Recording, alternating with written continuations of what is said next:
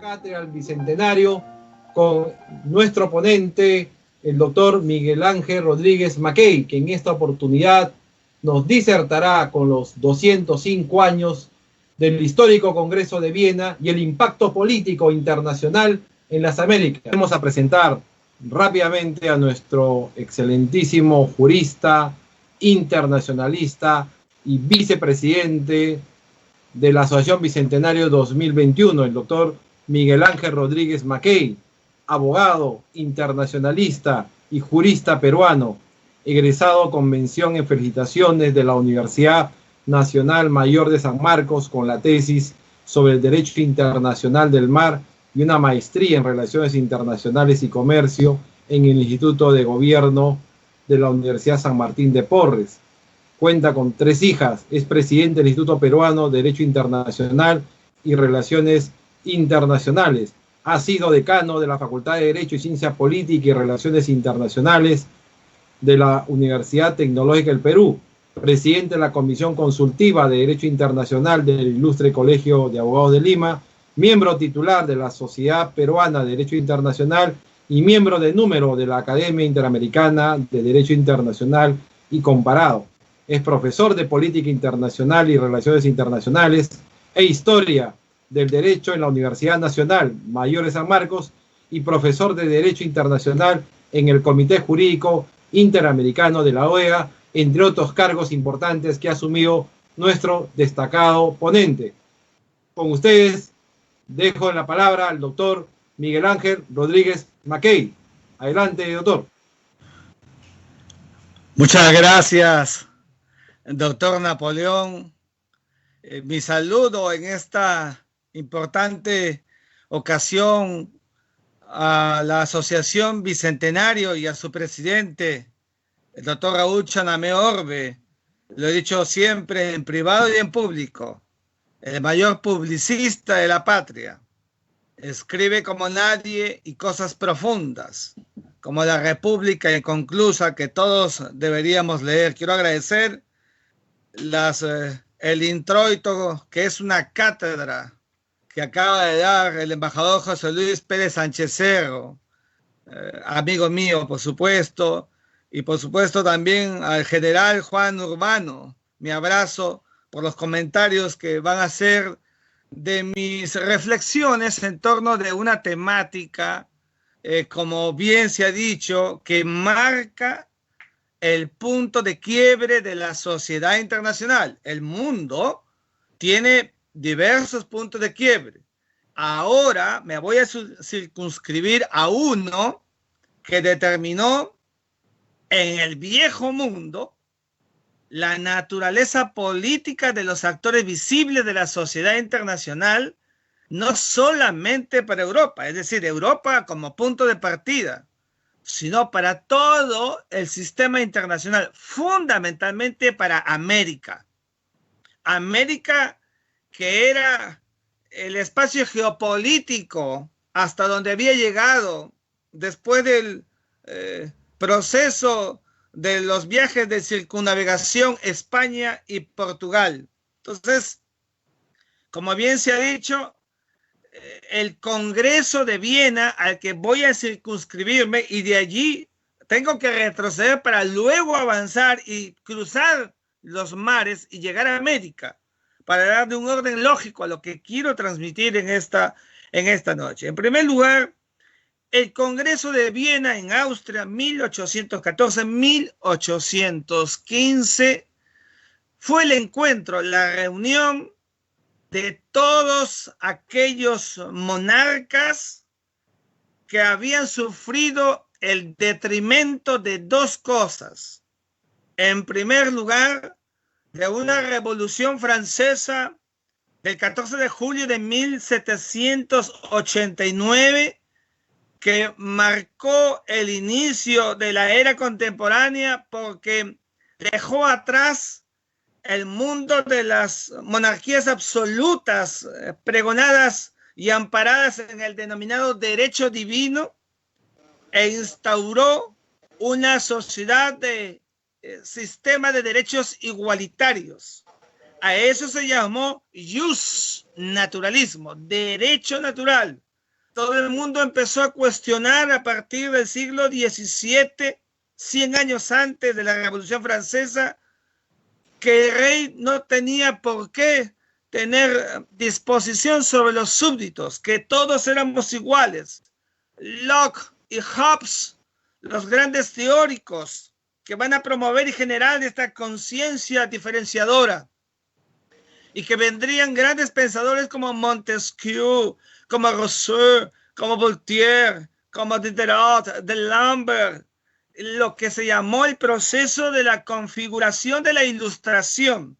Ese pensamiento aterriza en un acto material que a los revolucionarios le dicen al rey Luis XVI que tienen que darle una constitución a Francia. Y entonces, claro, los nobles y los reyes, como el anterior Luis XIV, que decía que el Estado soy yo, veían caer de un momento a otro por un proceso evidentemente cultivado por el pensamiento liberal. ¿Por qué se llamó liberal? Porque buscaba justamente la apertura, el sostenimiento de que ya no era la monarquía la soberana, sino el pueblo. Miren la diferencia. El soberano monarca pasa al soberano pueblo. El concepto de la igualdad entre todos, jus naturalismo. La separación de los poderes, ya no hay la concentración en uno solo. Todo eso con la Revolución Francesa se trae abajo al antiguo régimen y denominado régimen despótico que figuraba evidentemente en la cuota de las grandes casas reales europeas. Viene la Revolución Francesa, se levanta el gobierno del terror, Robespierre, etc. En esas entrañas de la revolución surge una figura extraordinaria para la ciencia militar y para el desarrollo de las relaciones internacionales, que fue Napoleón Bonaparte. Y Napoleón Bonaparte, que nace en Córcega aquel 15 de agosto de 1769 y que con solo 41 años se convierte en emperador, luego de que el proceso revolucionario en ciernes no encajaba todavía un statu quo de normalidad para Francia. No era fácil que Francia, después de haber tenido una historia de reyes y de monarcas, tuviera un régimen republicano. No era fácil. Muchos morían en la guillotina, como también murió Robespierre y muchos otros.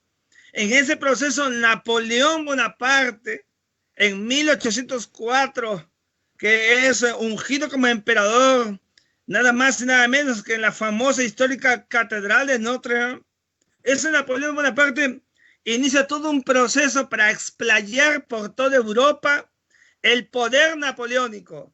Y entonces invade, ¿qué invade? Los países europeos, invade Prusia, invade Austria, invade España en 1808, donde saca a Fernando VII y a su padre Carlos IV y los obliga en Bayona a abdicar la corona. Fíjense ustedes, Napoleón Bonaparte, que sabiendo lo que significaba Inglaterra, le produce una suerte de bloqueo y de coalición internacional en los mares. Se va hasta Egipto, la guerra de las pirámides. Trata de convertirse en la hegemonía que consigue para el sistema internacional. Ese Napoleón Bonaparte, como todo acto episódico de los grandes epopeyos de la historia universal, que incluso cruza Europa y llega en 1812 a Rusia para lograr invadir y conquistarla, y terminó como Alejandro Magno y luego Adolfo Hitler, vencidos por el invierno. Pues ese Napoleón Bonaparte estaba en la mira de esos monarcas caídos que habían sentido que todo ese aparato funcional monárquico y absoluto lo habían perdido. Y por esa razón es que se constituyen, se reúnen a la caída de Napoleón. Napoleón Bonaparte, así como triunfa en Austerlitz, así como triunfa en grandes batallas en la Europa vieja, también pierde, y eso le pasó en Waterloo. 1814 es enviado a las islas de Elba, retorna 100 días, 1815, acabado en Waterloo y finiquitado hasta la isla de Santa Elena, en pleno corazón de África, donde, como sabemos, murió el 5 de mayo de 1821. Acabado Napoleón Bonaparte, la idea de los monarcas era, primero, que no se vuelva a consumar la amenaza de un sistema liberal que les había arrancado sus monarquías. Entonces se vuelven todos juntos los monarcas del absolutismo restaurador. Por eso restauran. ¿Qué restauran? El mundo anterior a la Revolución Francesa. Fíjense ustedes. Y en segundo lugar, asegurar una dinámica de equilibrio. Napoleón había desequilibrado el sistema internacional. Se había convertido en hegemón, había aplastado Europa, y al frente una Gran Bretaña, donde luego de la victoria de Horacio Nelson en 1805 en Trafalgar, surgiera la Armada Invencible de la era victoriana. Miraba con discreción a Napoleón, pues también cruza e ingresa en Europa para lo que se ha llamado la repartición geopolítica, porque la consecuencia de ese equilibrio era que ninguno podía tener más que otro. Tremenda mentira en la sociedad internacional de comienzo del siglo XIX, porque ya Inglaterra se convertía en un hegemón. Y entonces, pero aseguran para sí, casi como los mosqueteros que tenían que ayudarse mutuamente, y por eso crean este proceso político-militar de la Santa Alianza. Santa Alianza porque la iglesia estuvo, el alto clero, apoyando a los absolutistas como Miserino y Richelieu, los grandes pensadores de Luis XIII y Luis XIV, hay que decirlo. Esa misma iglesia que apoyó a Carlomagno en la Edad Media, esa misma iglesia que apoyaría otros procesos monárquicos, bueno, le correspondía según el statu quo que querían mantener. Y esa iglesia se pega y soporta todo un proceso para que vuelva la monarquía absoluta, que vuelve en Europa. Comprenderán que las ideas liberales de separación de poderes, de republicanismo, de igualdad entre todos, que había sido encendida por primero el 4 de julio de 1776 por la independencia de los Estados Unidos de América, y luego la Revolución Francesa y en 1804 incluso por la famosa revolución de los esclavos haitianos, los negros esclavos haitianos de 1804, era evidente que el proceso hacia adelante no lo iba a detener nadie, y entonces los monarcas inician un acto compacto de resistencia para justamente aplastar esos focos liberales de pensamiento que ya no tenía vuelta atrás.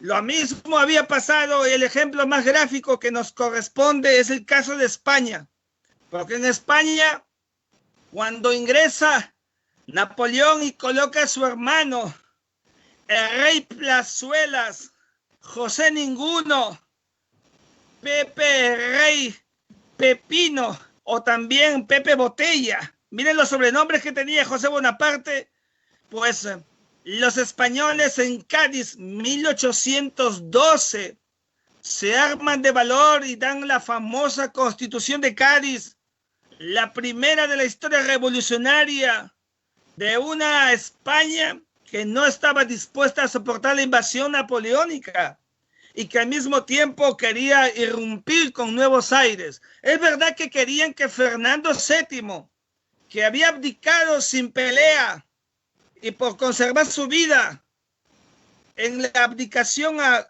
Napoleón Bonaparte, buscábase en Cádiz que pudiera retornar al trono para buscar una mistura. Pero el bien que Fernando VII, al final de Napoleón, se suma a ese afán por volver a tener esa monarquía absoluta. Eso inicia en España, por ejemplo, las denominadas guerras carlistas, porque el hermano de Fernando VII a su muerte, Juan de María, Juan Carlos, se hace del poder que le pertenecía a la hija de quien en ese momento era Fernando VII. La madre regente tiene que iniciar todo un proceso de lides en España. España es fuego, es un calvario. Y esa situación en Europa, de los 4 países importantes, primero 3, Prusia, Rusia y Austria, que era la triple alianza, la alianza del proceso de la Santa Alianza, luego 4 con Inglaterra, que ingresa a discreción sin pedir territorios en Europa, como los pidió Rusia para conservar Polonia, como los pidió Noruega para conservar para sí toda la región de la Normandía, como lo pidió incluso la Confederación de los Estados Germánicos, que surgió como consecuencia de esa repartición europea.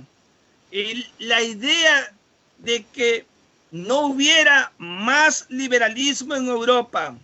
Y esto originó incluso, para que vean ustedes lo que hizo el Congreso de Viena, el acuerdo de los triunfadores para evitar que Francia se vuelva otra vez explosiva. Y le pusieron los denominados estados tapones. Taponearon el norte con Bélgica y Holanda, juntándolos para los Países Bajos, y por la región del sur en Piamonte, para justamente evitar que Francia volviera a tener un nuevo Napoleón Bonaparte. Pero eso ya no daba para atrás y las revoluciones se van a proseguir. 1820, las guerras carlistas que acabarían, por supuesto, con la asunción al trono de quienes serían los verdaderos herederos de la corona española. 1830 y 1848. Tomen nota, 3 momentos de revolución que generó 2 cosas en Europa, 2 cosas. La primera de ellas, este pensamiento liberal, la afirmación del liberalismo. No hay marcha atrás. Se acabaron las monarquías. Y si son monarquías, entonces habrá que condensarlas en el equilibrio. Habían quienes sostenían que debería ser un liberalismo democrático, que eran los radicales, que eran los que no querían saber nada de la monarquía absoluta, que eran los que afirmaban un cambio cualitativo en el sistema internacional. Y de otro lado, los liberales conservadores que decían que sea una monarquía, pero con un rey que reine, pero no gobierne. Y eso fue lo que pasó en muchas partes de Europa que vemos el día de hoy. Inglaterra tiene la reina Isabel II, España tiene a su rey, Felipe VI, que reina, pero no gobiernan.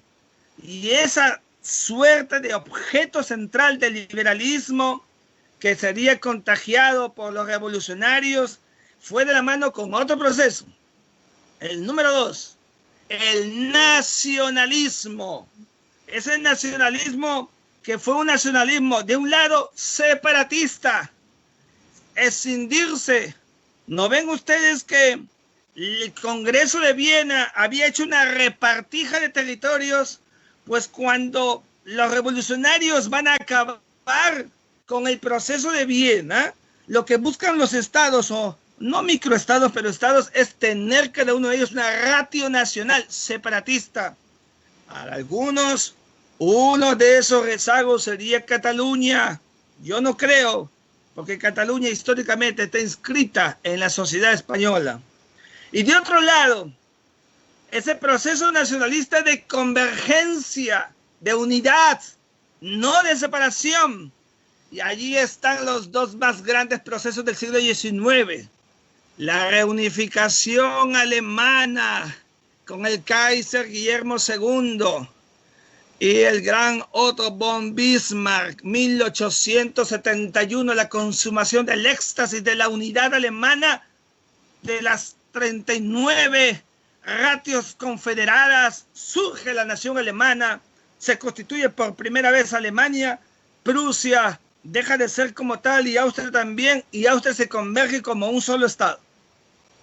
Estos pensamientos y estos procesos liberalizadores serían el punto de partida para una sociedad internacional que nos permite ahora entender a una Unión Europea con 29 países. ¿De dónde deviene todo esto? Pues del Congreso de Viena, de los monarcas que se reunieron para salvar su pellejo político, pero que los revolucionarios que no dieron marcha atrás cruzaron los mares, y entre ellos los que llevarían adelante el proceso independentista en América. El pensamiento era hacia adelante, y una España que venía en 1700, al comienzo del siglo XVIII, con un proceso económico del intervencionismo, del monopolismo y del mercantilismo español, tiene que empezar a ceder cuotas, porque había generado más bien contrabando. España tenía para sí la concentración de todos los bienes que sacaba y explotaba de América para Europa. Había contrabando.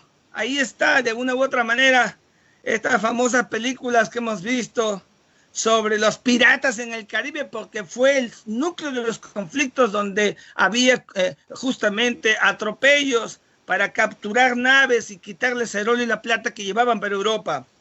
Este proceso, que incluso después de la Casa de Contratación de Sevilla, que era el centro europeo económico español, pasa a Cádiz. Económicamente, por eso Cádiz fue el centro jurídico de la resistencia contra Napoleón Bonaparte. No fue por gusto, y geopolíticamente ubicada entre el Océano Atlántico y el Mediterráneo, era un punto estratégico. En América, ese pensamiento liberal llega, cunde, y ahí vamos a ver grandes procesos que se van a producir en América. América es impactada por el proceso liberal europeo, tenemos que decirlo. Más allá de que el 4 de noviembre de 1781, José Gabriel Condorcanqui, Túpac Amaru II, cacique de Tungazuca, Surimana y Pampamarca, se levanta contra los abusos de un corregidor. Y más allá de los levantamientos de los hermanos Pallardelle en Tacna en 1813 o de los hermanos Angulo en 1814, incluso las gestas de el propio Mariano Melgar, más allá de la excelsitud de sus yarabíes, y todo el proceso que llevaron adelante los que lideraron microrevoluciones en América, era evidente que el pensamiento liberal calaba, y allí está, en América, la Carta a los Españoles Americanos, que escribiría Juan Pablo Vizcardo y Guzmán, considerado en el Tercer Congreso Americano de 1974 el primer mestizo que significó la ideología panamericana del Nuevo Mundo. Y claro, los americanos, que muchos de ellos en la porción de criollos, hijos de peninsulares, que empezaron a querer al lugar en que habían nacido, y los mestizos y las otras castas que se formaron durante el virreinato, evidentemente fueron poco a poco haciendo la base estamentaria para un proceso que fue de norte a sur y de sur a norte. Y esos procesos de liberación los vimos incluso como en 1810 en Argentina, en Buenos Aires, logran el primer paso para su proceso independentista, o el famoso Grito de Dolores con Morelos en México en 1810, y los procesos ulteriores inmediatos con un San Martín que venía de una Europa justamente impactada por el proceso revolucionario de los liberales y que cruza los Andes, que pierde en Cancha Rayada, pero que vence en Maipú, Chacabuco, y que llega adelante la independencia en 1818 de Chile. Y por el norte ya habíamos visto a un Simón Bolívar que después de darla en la famosa e histórica proceso de Boyacá, la independencia de Venezuela, el gran proceso y la carta y el Congreso de Angostura del mismo año, de 1819, que producirá la independencia de la Gran Colombia, luego, como sabemos, disuelta en Venezuela, Colombia y Ecuador. Los procesos eran inexorables. Y en esta talla de cosas, en consecuencia, se fue alzando este volumen revolucionario. También lo pasó en Centroamérica, la formación de los Estados Federados de la República de Centroamérica, que habían sentido el eco del norte de lo que era la Nueva España. Y el último proceso, 1824, 6 de agosto, la famosa Batalla de Junín como preámbulo a la de Ayacucho del 9 de diciembre de ese año, que sellaría para siempre la libertad y la independencia de los pueblos de América, surgidos bajo los principios del lutis possidetis de jure, que eran los territorios que bien el virreinato los mantenían cuando soberanías novísimas, y la libre determinación de los pueblos. Y en 1825, solo un año después de que San José Andrés de Santa Cruz, a José Antonio de Sucre llevara adelante la independencia de Bolivia, aquel 5 de agosto de 1825. Todo este proceso explosivo de Europa, miren cómo impacta en América. Y en nuestro país, cuando San Martín da la independencia en 1821, pues el proceso era formar y tener a un monarca, el experimento de San Martín, un monarca, o sea, una suerte de liberalismo conservador introducido para evitar justamente un nacionalismo conservador, evitar justamente que haya un monarca absoluto. Pero otros como José Faustino Sánchez Carrión, como Paulo Vigil, como José de la Riva Agüero y Sánchez Boquete, que tenían un pensamiento evidentemente que iban acomodando las circunstancias, evidentemente llevó a que el Perú finalmente tuviéramos una sociedad republicana que instaló un régimen democrático, pero que nos costó desatar las cadenas que había dejado el virreinato, como por ejemplo que San Martín no dio la libertad a los negros que estaban en ese momento solamente porque había que mantener el statu quo económico, porque si los negros eran libertos, alcanzaban la libertad, la economía estaba amenazada. Tenemos que decirlo. Lo que dijo San Martín era que a partir de ese día los negros que nacían eran libres, que era distinto. Claro, en 1854, luego de la batalla de La Palma, en que Castilla saca del poder a José Rufino Echenique, el primer presidente de la bancarrota fiscal en el Perú, Castilla le daría ya la libertad a los pocos negros que habían en el Perú, que eran ancianos, tenemos que decir.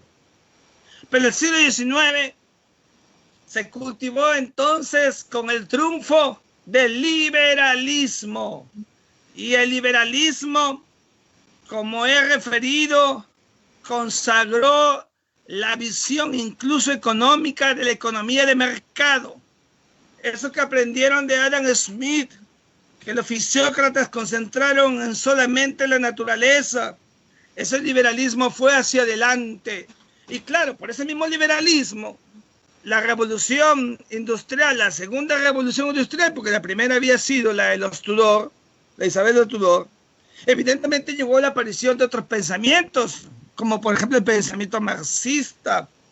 Ahí está Carlos Marx y su mecenas, que fue Federico Engels, la aparición de los sistemas obreros, en fin, todo un proceso histórico que llevaría a una sociedad internacional a cuestas a verificarse en un nuevo modus vivendi para la sociedad internacional. El Congreso de Viena, miren todo lo que hizo. Fue el primer gran momento para la diplomacia que no había antes. La diplomacia que existe y es milenaria no tenía conciencia de reunión cumbre. No había conciencia de reunión tripartita o cuatripartita o quíntuple. No, la cumbre que hoy día existen en el mundo entero, las cumbres, tienen sus puntos de partida en el Congreso de Viena, porque todos se reúnen justamente para configurar el nuevo sistema internacional. Y es una reunión eminentemente diplomática. ¿Y por qué diplomática?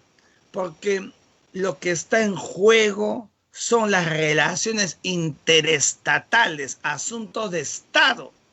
Es verdad que hubo mucho banquete, por eso que Beethoven tocó en una de las noches célebres del encuentro de las reuniones de Viena, como ha dicho José Luis Pérez Sánchez Cerro. Y es verdad también que ese proceso diplomático daría la pauta para crear una sociedad internacional europea distinta. Europa había sido la consecuencia en la Edad Media de un proceso bifurcador con el Imperio Carolingio, los marcados, los ducados, los condes, duques y marqueses que habían derivado justamente de este Imperio Carolingio de Carlomagno, hijo de Pipino el Breve y nieto de Carlos Martel, y que evidentemente regaría por Europa una suerte de microestados, pero que no eran estados en el concepto de hoy como territorio, con elementos de territorio, con población y con gobierno. No lo eran así.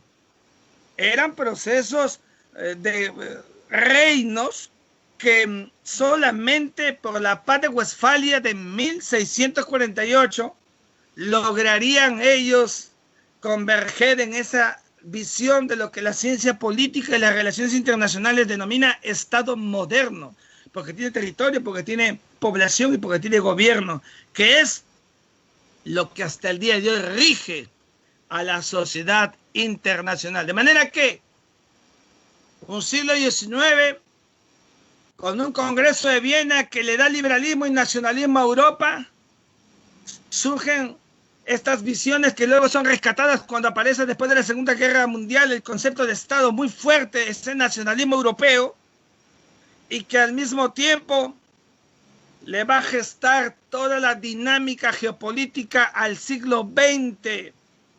Un siglo XX que comienza con el final de la era victoriana en 1901, en que la reina Victoria fallece, y que da pie a un escenario internacional donde por el Congreso de Viena el espacio geopolítico dinámico de la Primera Guerra Mundial sería justamente Europa, y el espacio geopolítico de la Segunda Guerra Mundial también Europa, porque devinieron de la enorme connotación que tuvo el Congreso de Viena de 1815, un momento en que el Perú todavía era virreinato, no colonia. virreinato. Y digo no colonia porque no tuvimos un proceso como el que hizo Inglaterra con sus espacios conquistados, donde los utilizaba solamente para recrear la explotación de recursos naturales y devolverles manufactura, pero sin ingresar cultura. En cambio, España no solamente era manufactura, sino que decidió en América instalar cultura, sociedad, religión, modus vivendi. Fue virreinato.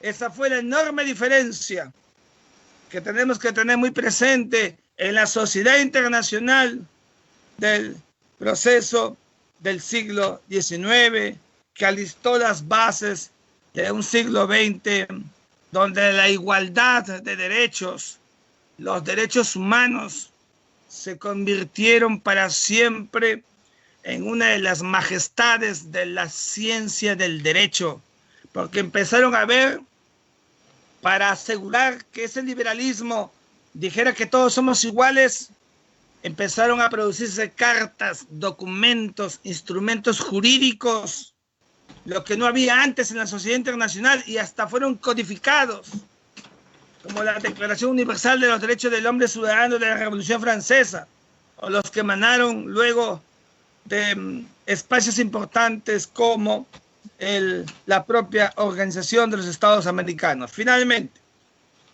decir que el Congreso de Viena, que fue un proceso por intentar restablecer el sistema internacional pasado, pretérito a la Revolución Francesa, es una muestra de que quienes tienen poder les cuesta dejarlo, de los que tienen el statu quo no quieran renunciar a ellos. Los estados democráticos siempre debemos entender que la distribución del poder es la única garantía de que exista una sociedad internacional de paz.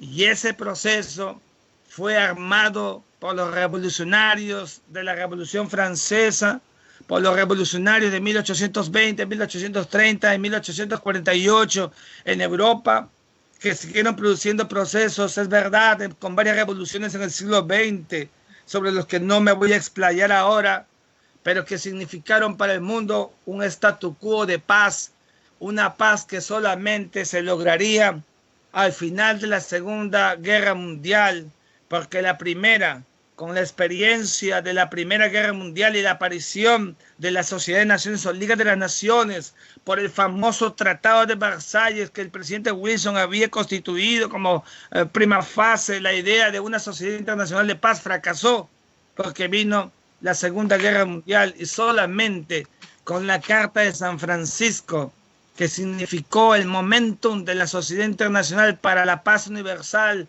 de todos y cada uno de los actores visibles, hoy día ese concepto de la paz se volvió derecho, y por eso el día de hoy la paz es una obligación que deben mantener los estados. Es la misma paz que todos los absolutistas y los liberales, todos quieren finalmente, pero debe ser una paz que pase por la transversalidad de ser democrática, porque la paz de los que solamente tienen poder no sirve, no vale, porque no engendra igualdad.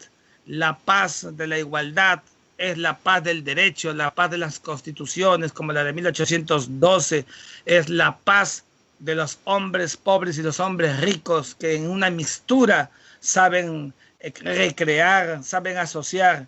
Es la paz del sincretismo, es la paz de la asociación. Esa es la paz que nos deja como lección un sistema internacional que quiso acomodarse al comienzo del siglo XIX y que lo único que terminó haciendo fue afirmar y retroactivamente que el mundo tenía que ser el mundo de todos y cada uno de los hombres y mujeres que habitamos el planeta. A todos ustedes, a la asociación y al presidente y a los dignísimos amigos que me acompañan en esta ocasión, como el embajador Pérez Cesero, el general Juan Urbano y al doctor Napoleón, mis saludos y mi gratitud, y a todos los que han tenido la gentileza de acompañarme esta noche también. Muchísimas gracias. Muchísimas gracias, estimado directo y colega amigo jurista Miguel Ángel Rodríguez Mackey, por su brillante ponencia.